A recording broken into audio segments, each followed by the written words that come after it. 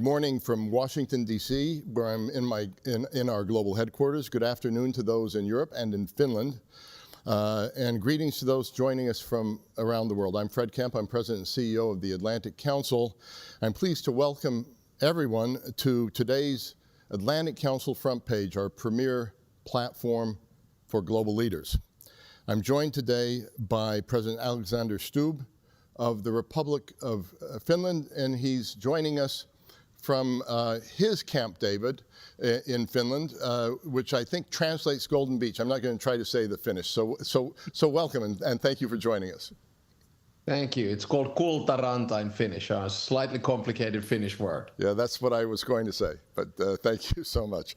So President Stubb is here today to discuss a way forward for Europe's security following the NATO Summit in The Hague last weekend, and at a crucial moment in Putin's war in Ukraine.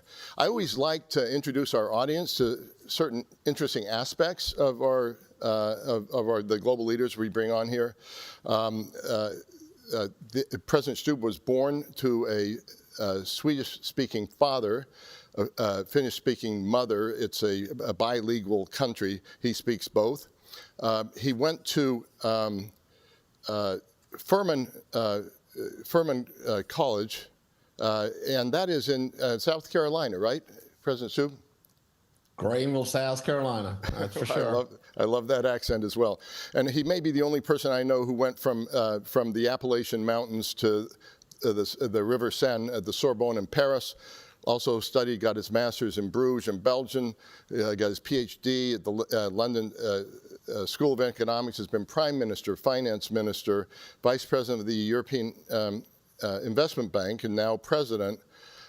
He's also, pay attention to this, he's also played ice hockey, soccer, and golf, and made it to the national team. And in our conversation, I'm going to be coming back to a question on golf and a question on hockey.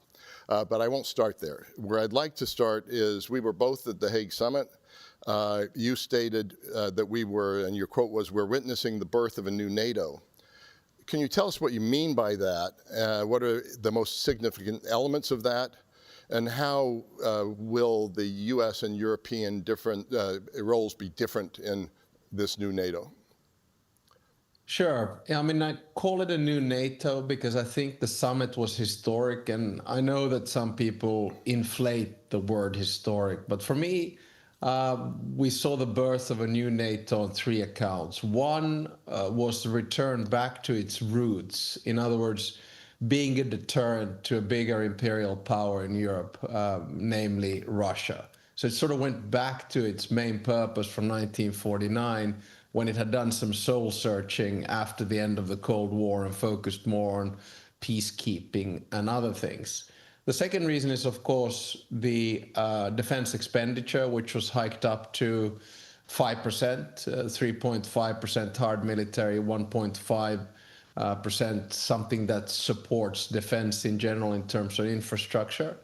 And then thirdly, because we saw a bit of a shift of a balance towards Europe. So we're probably witnessing the birth of a more European NATO, which the American consecutive administrations have been asking for. So it was one of those summits when, you didn't really know where things would go. And at the end of the day, into one page and 5 points, you put an extremely important summit that will go down in history as the birth of new NATO.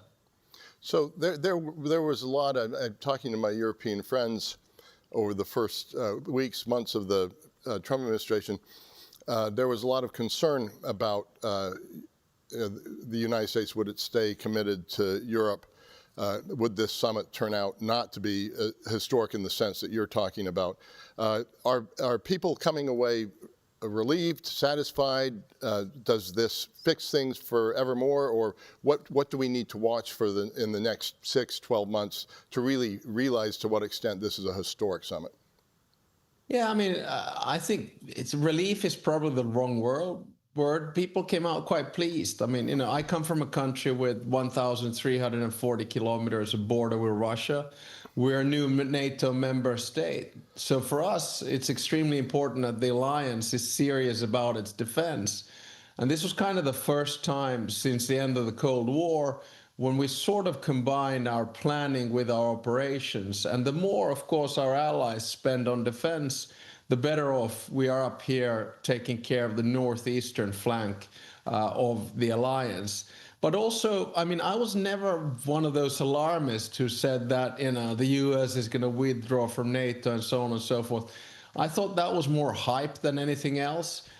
Because in my conversations with the president and with his administration, not once did I hear anyone saying that the US is withdrawing from NATO. So I'd say that it's more about, burden shifting than full detachment. And burden shifting might be a good thing for Europe and for the alliance right now. We all have different types of responsibilities. Let me also say we have a short half hour, but people can send in questions at AC Front Page, so please do that if you have any questions, and I'll watch for them. So what do you think is going to happen, and was U.S.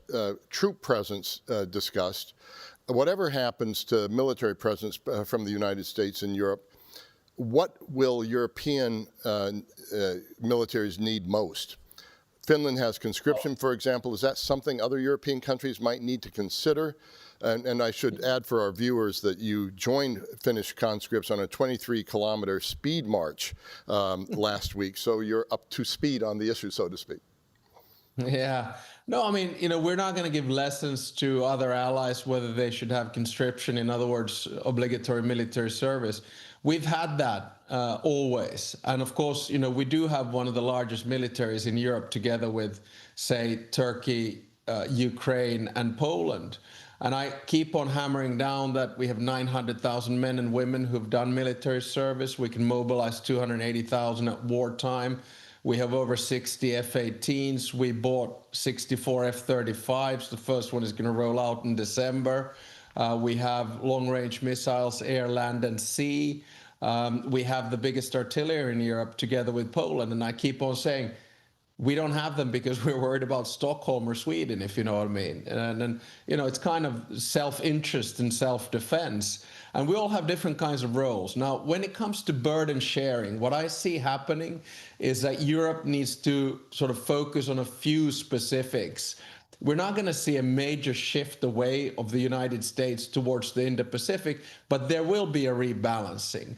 And I'm not so much worried about the headcount, in other words, whether there is 100,000 or 90,000 American soldiers or military personnel in Europe. I'm more worried about, do we have enough capacity in the air? Do we have enough capacity at land? What do we do on intelligence, et cetera, et cetera? And as long as the sort of burden sharing means slow shifting, then I think we can cope with it. But every country has its own role. So the role of Finland will be different from the role of Luxembourg or the role of Spain. That's quite clear.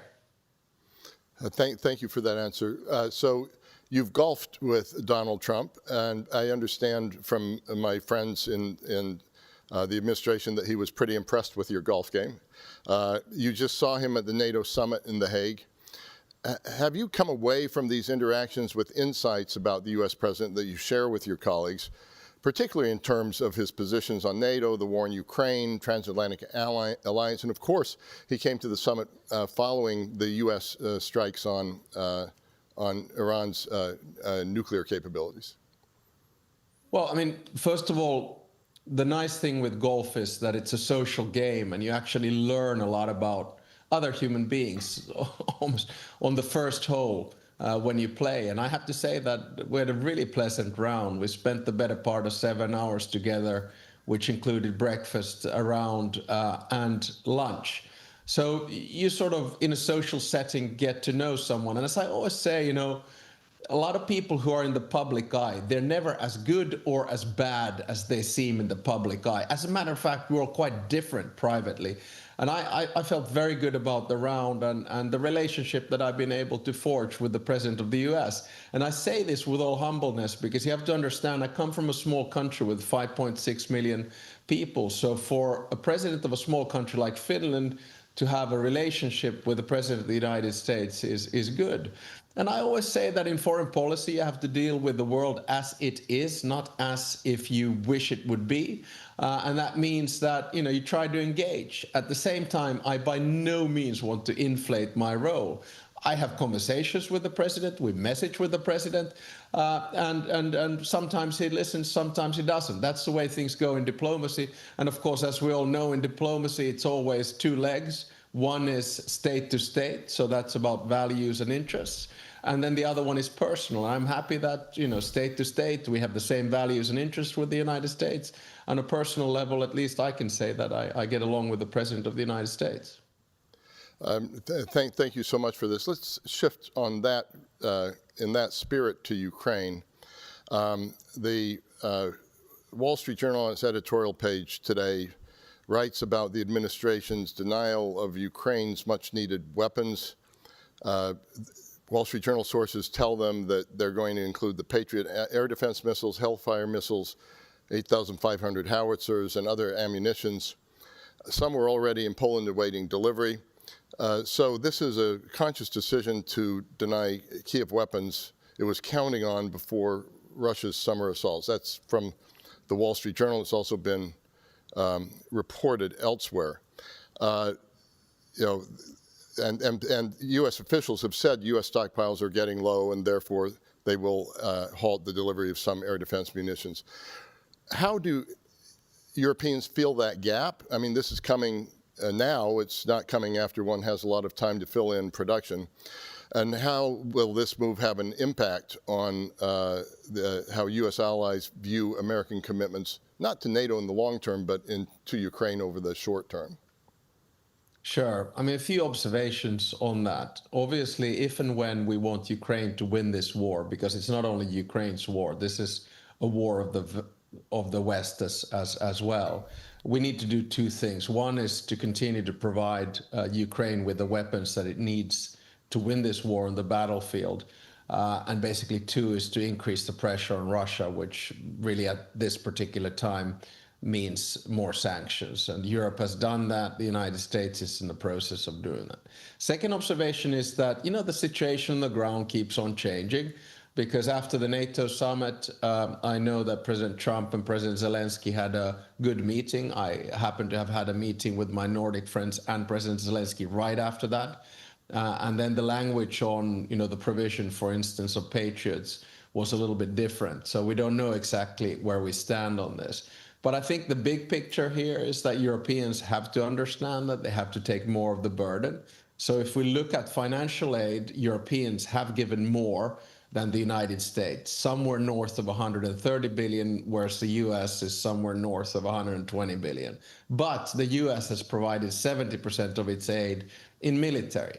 Now, what we're starting to see, and this is my third and final observation, is a shift more towards financial aid, because the Ukrainians are very capable with their military. Russia and Ukraine have the most modern militaries in the world right now.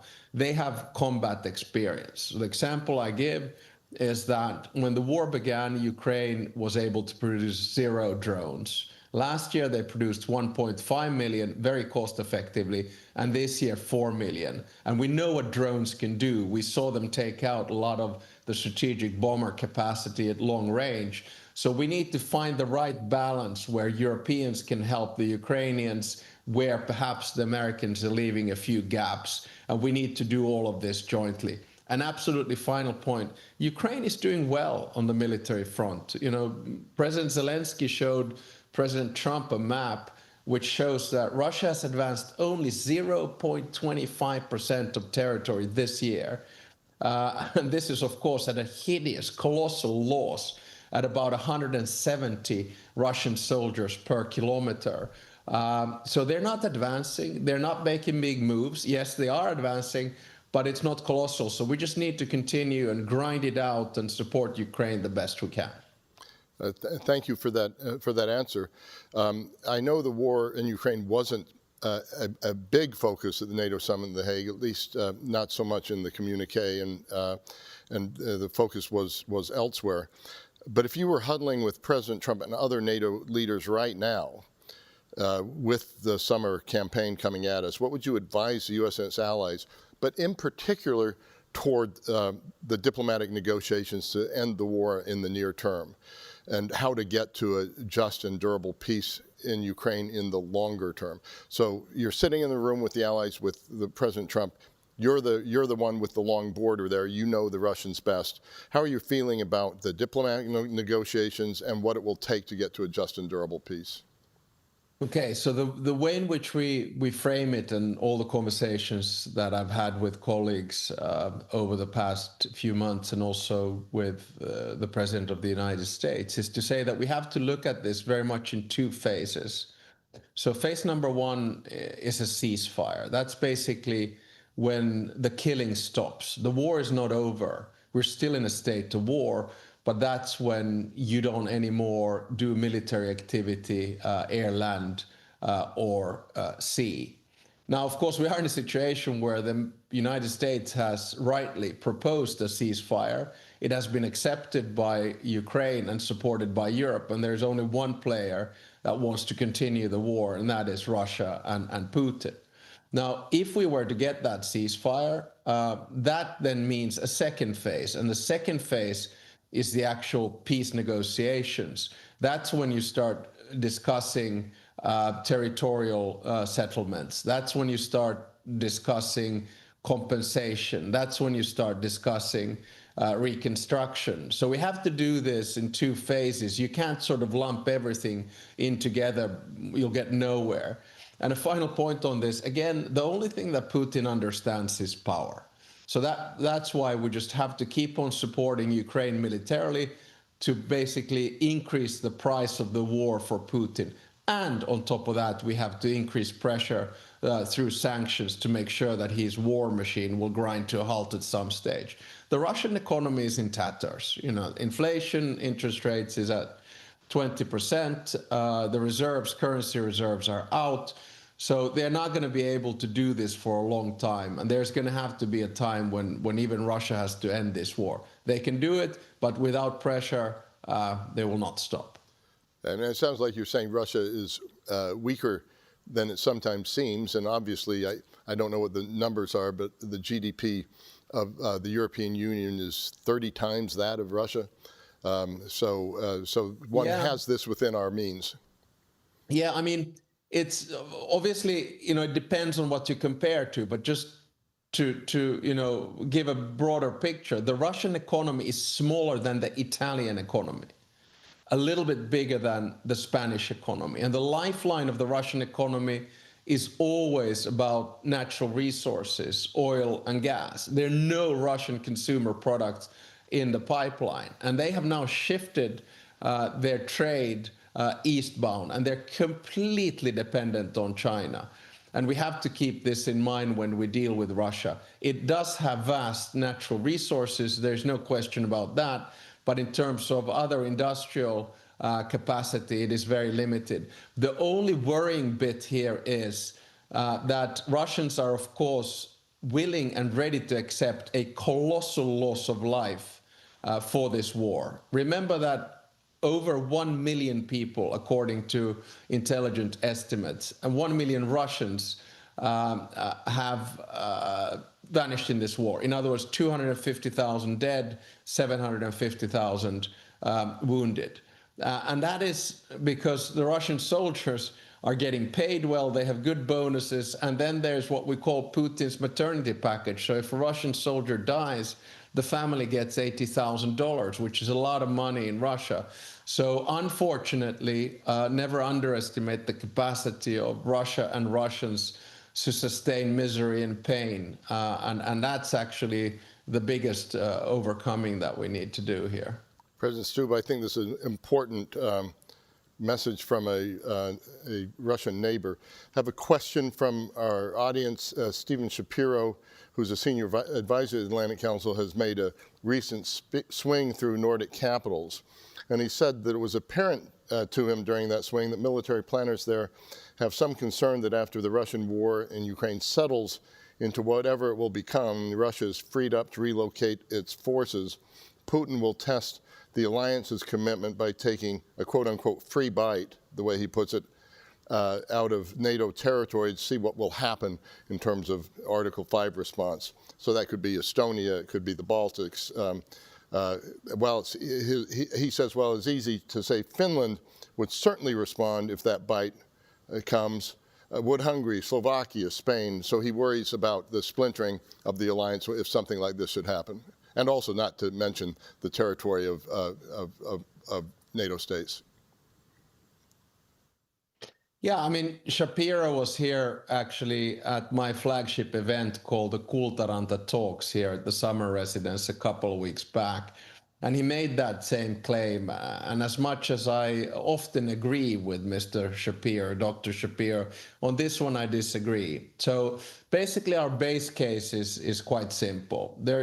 Within the next 5 to 10 years, two things are pretty much a given in our scenario. One is that Russia is not going to become a peaceful liberal democracy. Whoever leads Russia is going to be authoritarian. Second, Russia is going to ramp up its military. So it has now roughly 1.2 million soldiers, and when the war ends, those soldiers, some of them will of course retire and go to other jobs, but some will have to be replaced. So when the war began, 4 brigades were moved from the Leningrad military district to Ukraine. Most of them have already died. They start now to build up infrastructure by the Finnish border in different places, much like they did during the Cold War. And that's quite natural. But for Russia to start testing Article 5, when they're now in a war for over 3 years where NATO hasn't even showed up, I don't think it's a good idea. What we'll probably see is a continuation of hybrid testing. So it could be undersea cables, it could be general sabotage, assassinations even, that sort of normal Russian type of activity. So I would not hype up the idea of Russia testing Finland or the Baltics for that matter. Thank you for that very clear answer. President Trump seems to like your icebreakers. Let's talk about that. He praised your expertise when it comes to icebreakers. Can you talk more about ongoing cooperation? This is a question, by the way, from Jason Moyer, a non-resident fellow with our Transatlantic Security Initiative. Could you talk more about the ongoing cooperation between the U.S. and Finland on developing icebreaker capabilities? He also referenced buying up to 15 icebreakers from Finland, as well as potentially buying one in the very short term. And so he gives you thanks for the answer in advance. Sure. I mean, if we put things into context, Finland builds 60% of the world's icebreakers and it designs 80% of them. We're the only country in the world that can churn them out between 2 to 3 years and very cost effectively, because we simply have the know-how. Now, President Trump has stated correctly that the alliance, including, of course, the United States, needs icebreakers because you kind of have zero. And Russia has over 40. And the Battle of the Arctic, of course, is really about Russian and Chinese dominance. So I think as an alliance, we need Arctic know-how. And for that, you have countries such as Finland, Sweden, Norway, Denmark, Iceland, and Canada. And what we are now discussing with the president and the administration is how quickly we can provide the US with icebreakers. And of course, the negotiations and discussions are ongoing, so I'm not going to preempt what's going to come out of there. But suffice it to say, we would be very happy to provide a few icebreaker to the US administration before the end of Trump's term. And one possibility is to sell a used icebreaker and then combine that perhaps with building a few new ones. But we'll see what comes out of it. And we're going to work on this together as allies. Thank you so much. So high degree of interest in this conversation is reflected by the number of questions coming in. Let me turn to James Batchick. He's asking, in the President's view, what should be the role of the EU in Europe's defense? Does Finland support the move to borrow money through common debt to finance defense projects on the continent? Let me add to that, I mean, you've been a finance minister, you were at the European Investment Bank. The EU in the past has set up big targets for digital spending, for green spending, and in many cases it hasn't produced the goods. This defense is a new area for the European Union, and we have an 800 billion euro aim over the next 4 years. Talk about that. Is the European Union ready to get into the defense business? And this is a lot of money coming to budgets as well. You've had to balance budgets. Can one do 5% defense spending, even with 1.5 defense related, and make this work within budgets? Lots of questions. Yeah, I mean, I'm a bit of an EU nerd. That, believe it or not, when I started studying at Furman University in Greenville, South Carolina, what got me going was Professor Brent Nelson course from the European Union. So I always go back to the big picture, and I think the European Union always works on one big project at a time. So in the 80s, it was a single market. In the 90s, it was the euro. In 2000, it was about enlargement and competitiveness. And then, of course, the financial crisis, which deepened integration in the financial markets and financial regulation. COVID brought in an element of a health union.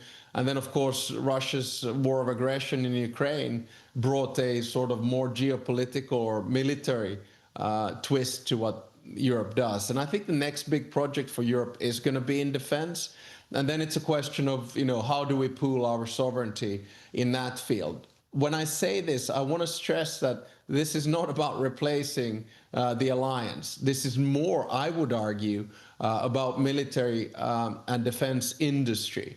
And there we're starting to deal with procurement. You mentioned the issue of the mutualization of debt. That's something that different governments in Europe will be dealing with. All I can say is that the more Europe spends on defense, the better for a country like Finland, who has a long border with Russia.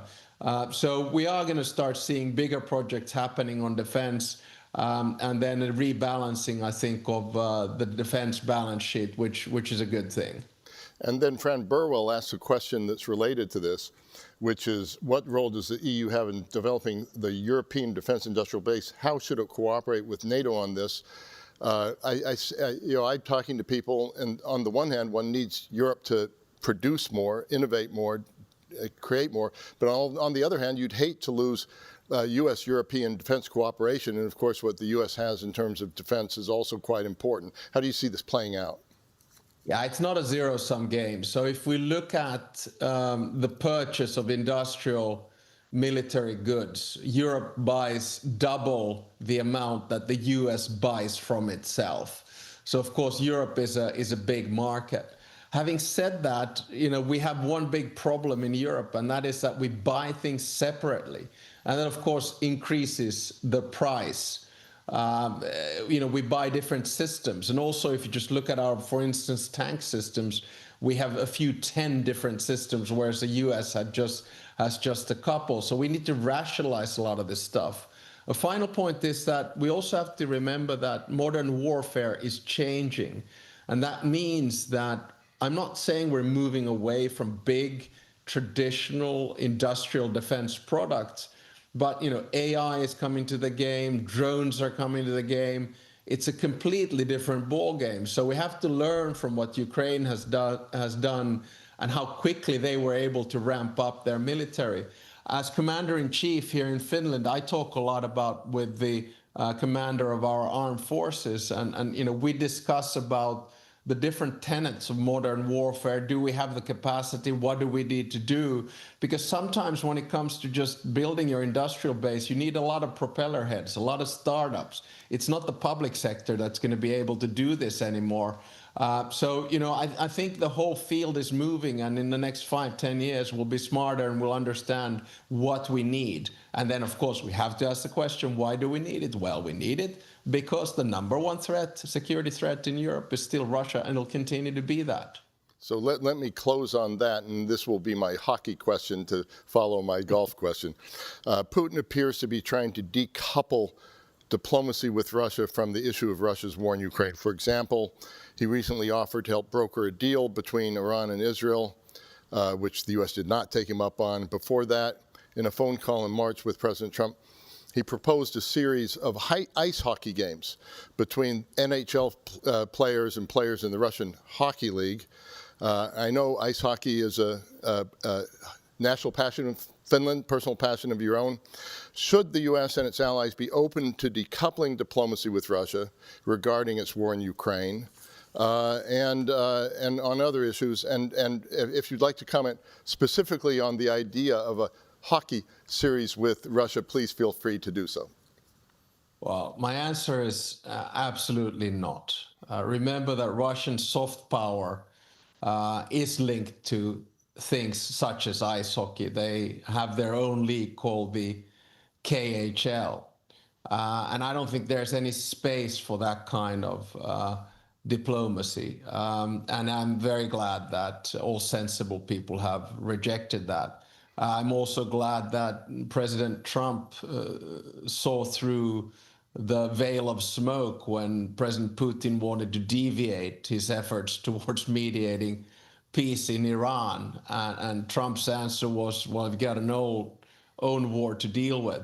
And on the hockey question, I'll refrain from it in general, but I think the NHL is, of course, the greatest league in the world. And I say this not only because my father has been the chief scout of the NHL here in Europe for the past 40 years, but because I'm an avid fan of the game. So let's not tarnish and make the game dirty by bringing the Russian league into it in any which way. Well, President Stubb, we've touched on the NATO Summit, the threat from Russia, geopolitics, and golf and hockey. So I thank you so much for your time. Thank you for your leadership, and thank you for joining Atlantic Council Front Page. My pleasure. Have a good day over there in Washington. Thank you.